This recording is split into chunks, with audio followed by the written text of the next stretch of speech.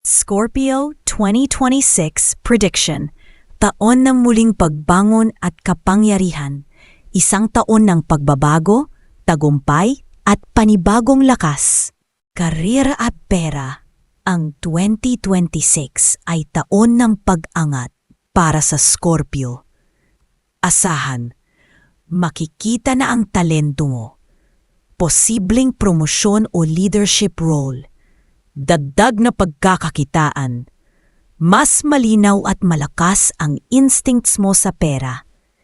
Tip, pakinggan ang kutob. Hindi ka nito ililigaw ngayong taon. Pag-ibig at relasyon. Mainit, malalim at intense ang 2026 para sa puso mo. Singles, darating ang taong soulmate vibes, malalim, loyal at totoo. Couples, mas magiging matatag at tapat, pero iwasan ang selos, iwasan ang silent treatment. Reminder, sabihin ang nararamdaman mo, huwag hulaan ang relasyon. Swerte sa 2026. Investments, career changes, emotional healing, new friends, creative or business projects.